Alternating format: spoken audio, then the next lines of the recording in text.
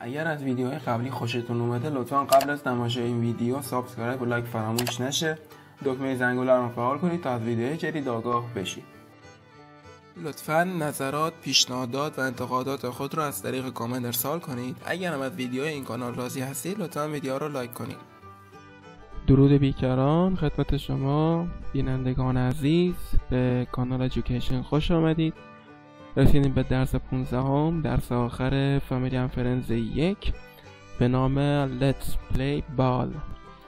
بیا توپ بازی کنیم. بریم سراغ کلمات درس. سن کستل، حالا اون میشه قلعه شنی. بیچ، ساحل. کراب، خرچنگ. The sea همون دریا.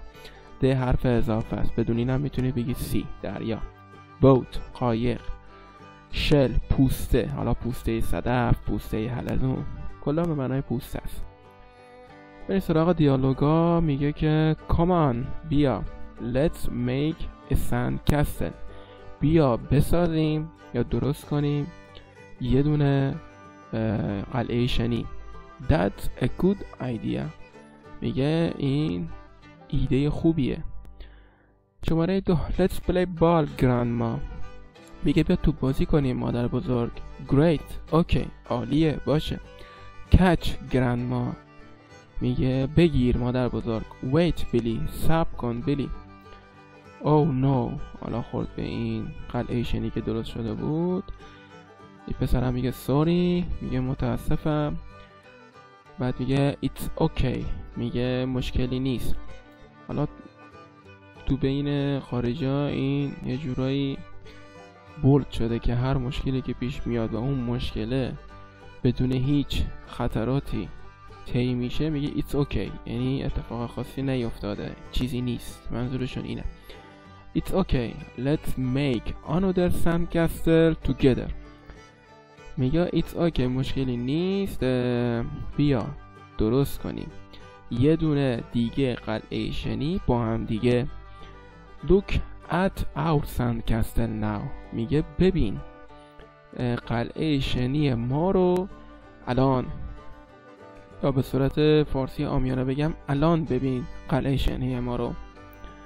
خب بریم سراغ قواعد. میگه let's make a sand castle that's a good idea، مجملات بالا. let's play ball great، اوکی. بچه این کلمه let's یه سری توضیحات داره، حالا تو اون فایل ورد براتون نوشتم.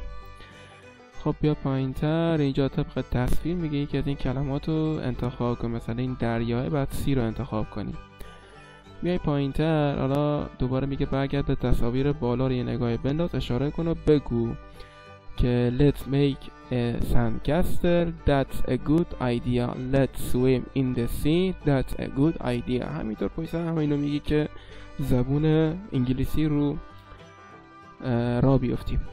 حالا اینجا گفته let's به اضافه verb یعنی فعل. یعنی چی میخواد بگه؟ میگه بعد کلمه let's حتما باید فعل بیاد، 100% باید فعل بیاد. خب بریم سراغ کلمات جدید. sun cream، sun cream همون کرم ضد آفتاب. sun cream یعنی همون کرم، sun همون خورشید دیگه، کرم ضد آفتاب. bat همین دسته های مال پینگ پونگ معروفه، یه اسم دیگه هست اینجا نوشتم راکت یا راکت. I slowly بستنی چوبی. bucket سطل. spade بیل. خب اینم آوازخوانیه. 3 تا کلمه دیگه. راگ قالیچه. جاگ کوزه. سام به معنای جمع به اضافه، این علامت به معنای به اضافه. حالا همون حروف الفبایی که وسط یوه اینجا باید دایره بکشی پیداشون کنی. اینجا هم باید یو به یو متصل کنی. خب بریم سراغ قواعدا. این درس درباره انجام کار به صورت 2 نفری یا گروهی می باشد به خاطر کلمه let's. قواعد این درس درباره کلمه let's می باشد. کلمه let's به معنای اجازه گرفتن می باشد یا گاهی اوقات بخواهیم کاری را به صورت 2 نفری یا گروهی انجام دهیم از کلمه let's استفاده می کنیم. در واقع کلمه let's دوستان اینجوری نوشته میشه که بخوام براتون درستش کنم.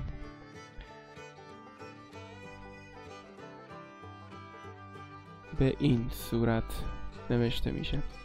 خب ببین مثلا میگه let's make a sand castle. اینو داره به یه نفر میگه، یعنی مخاطبش یه نفری، میگه بیا درست کنیم با هم دیگه یه قلعه شنی. کار گروهی از 2 نفر شروع میشه. گروه به گروهی گفته میشه که از تعداد افرادش از 2 نفر باشه. let's play football. بیا فوتبال بازی کنیم. حالا اینجا براتون یه متن آماده کردم. let یعنی اجازه دهید. let's که بخوای به این نفر بگی او اجازه میدهد. کی اجازه میدهد؟ او. مثلا برای همین یه مثال اینجا برای این let's یه مثال آوردم. let's I talk to him. میگه حالا اینجا اشتباه شده. let's I talk to him یعنی بگذار با او صحبت کنم. let's I talk to him بگذار با او صحبت کنم. let's go دوباره که ما بخوای به این شخص بگی یعنی بیا بریم یا بزن بریم. یه همچین معنی میده. کلا هم بخوای به یه نفر بگی که با یه نفر دیگه بخوای صحبت کنی یا کاری رو انجام بدی، مثلا به پدر بگی که میخوام با فلانی برم بیرون، از کلمه let استفاده میکنی. وقتی که let رو تو اون جمله به کار ببری به معنای اجازه گرفتنه. ولی اگه به خود فرد بگی که مثلا بیا فلان کار انجام بدیم، یعنی بیا به صورت گروهی انجام بدیم، من و تو با هم انجام بدیم. این معنا رو میده. خب کلیت درس 15 در رابطه با همین let's چیز خاصی دیگه این نداره. این درس هم به پایان رسید. خسته نباشین. خدا نگهدار.